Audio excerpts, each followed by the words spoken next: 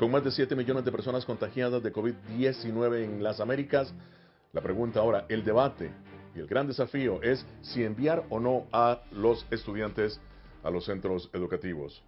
Se inicia aquí y ahora el debate con la doctora Cristina Balinotti. Ella es doctora en psicología, experta en familia, y con Octavio Del Amo, expresidente de la Cámara de Educación Privada de Venezuela. Octavio es propietario de centros educativos en la Florida. Cristina, ¿es conveniente enviar a los niños en este momento cuando la pandemia azota todo el continente? La socialización es muy importante para los niños. El cerebro de los niños, desde el punto de vista de las neurociencias, de la neuropsicología, debe transcurrir desde los 5 o 6 años con la familia y también con los amigos. Vale decir que si los mandamos o no, ya eso es una cuestión personal, privada de cada familia que conoce su contexto. Pero para que el niño realmente tenga un contexto mayor, motivacional para su vida, es conveniente que vayan a la escuela. Tenemos una pregunta para la doctora Balinotti. Nos llega desde Guatemala, de nuestra cadena afiliada TN23. ¿Qué deben hacer los gobiernos de la región, tomando en cuenta que en países como Guatemala hay sectores de la población en donde las condiciones de pobreza no les permite tener acceso a una computadora o a servicio de internet para recibir las clases en línea? ¿Y cómo esto afecta el proceso de aprendizaje tanto para los alumnos como para los maestros? Cristina, tu respuesta.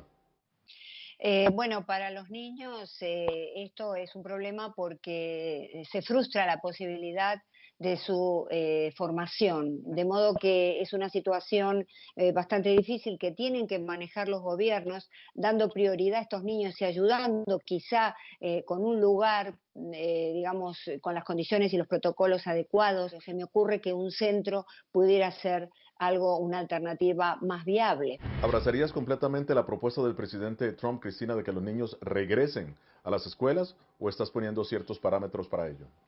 No, por supuesto que hay que poner parámetros. Y el primero es, eh, antes tiene que haber protocolos de higiene en la casa, porque los niños, como decía Bandura, aprenden justamente por el ejemplo, es el aprendizaje vicario. Yo no estoy a favor de que los niños vuelvan si previamente no tienen incorporadas ciertas conductas, que en edades tempranas siempre es mucho más fácil porque los niños aprenden mucho más que los adultos, como hemos visto, adultos que se niegan a cumplir con los protocolos.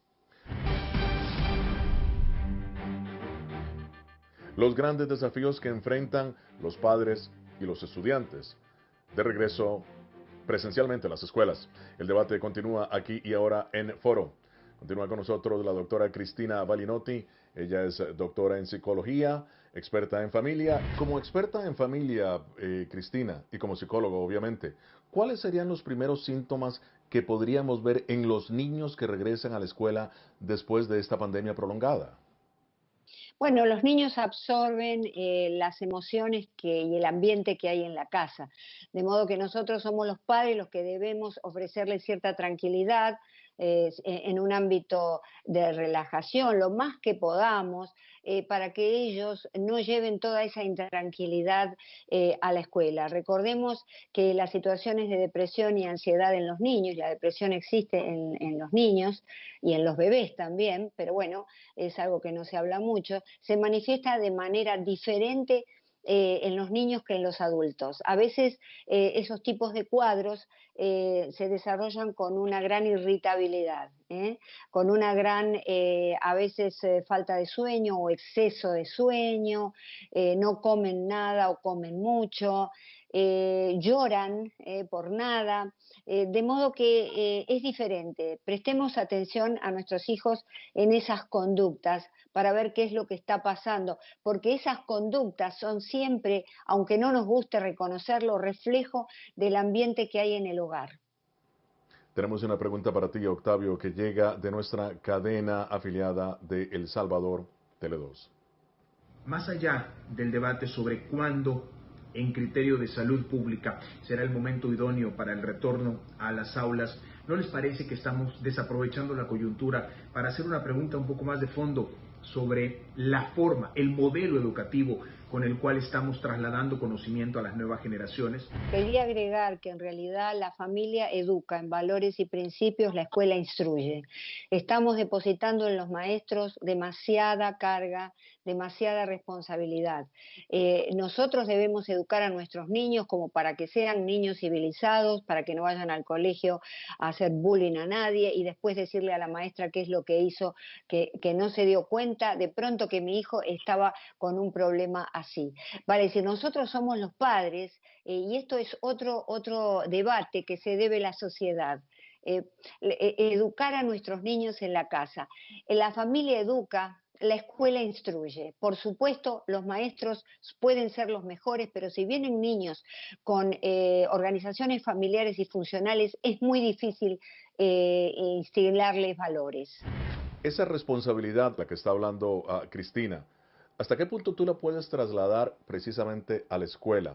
Perdón, y los gabinetes psicopedagógicos que deben proliferar, y gabinetes psicológicos también, donde se le presta la primera atención al niño que golpea, por ejemplo, porque el niño que golpea tiene el mismo problema que el niño golpeado, es un niño que ha sido agredido. Entonces es muy importante, como indica muy bien Octavio, la psicopedagogía, pero tiene que haber gabinetes que ayuden a la maestra, que ayuden al maestro. De nuevo, el maestro no puede hacerlo todo.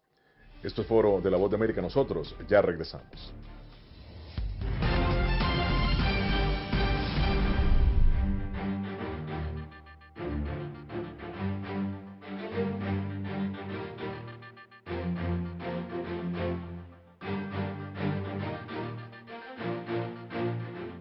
El gran debate que se da en las Américas, el regreso a clases, ¿cómo hacerlo en medio de la pandemia? Continúa con nosotros desde Miami la doctora Cristina Balinotti.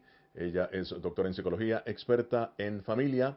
Y esto nos llega ahora de nuestra cadena afiliada en Venezuela, Venevisión.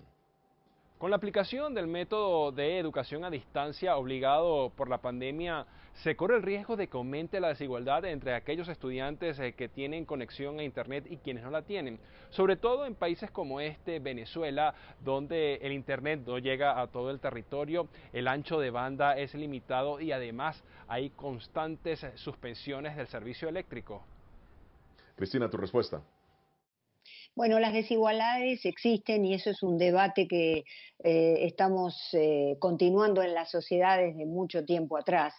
Sin duda lo que tenemos que hacer es atender a la problemática de los niños que no pueden estudiar y que no tienen computadoras.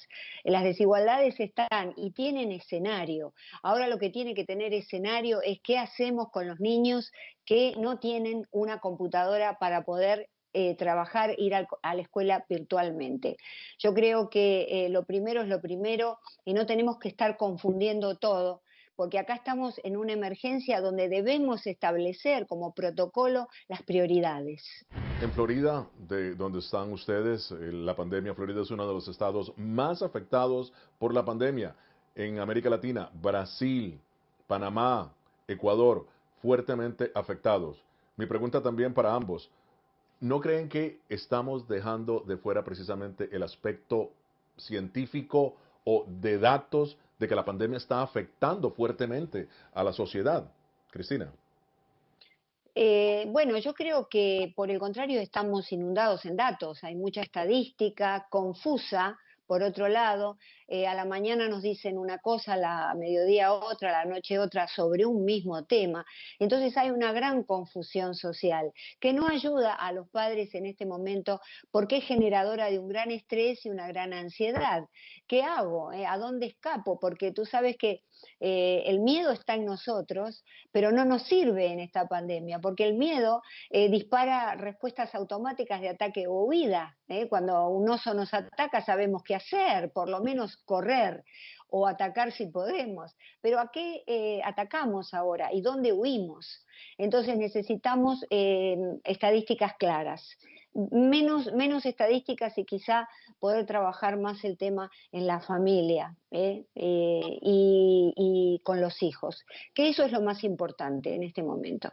Cristina, cuando se envía a los estudiantes a la escuela, obviamente estamos hablando de temor también, ¿qué aconsejarías tú para que el niño regrese a la escuela sin temor, en un ambiente protegido y pueda integrarse sin ningún tipo de temor a las clases presenciales? Primero debemos darle una atmósfera de tranquilidad en la casa. Es muy importante que no estemos nerviosos ni ansiosos nosotros. Y con la seguridad que hemos dado el ejemplo, que nos colocamos las mascarillas, que nos lavamos las manos, que cumplimos con las reglas de distanciamiento. Los niños de nuevo aprenden por el ejemplo. Es la única manera que tenemos, la única garantía que tenemos para que enviarlos a la escuela con un poquito más de seguridad. Nuestro ejemplo.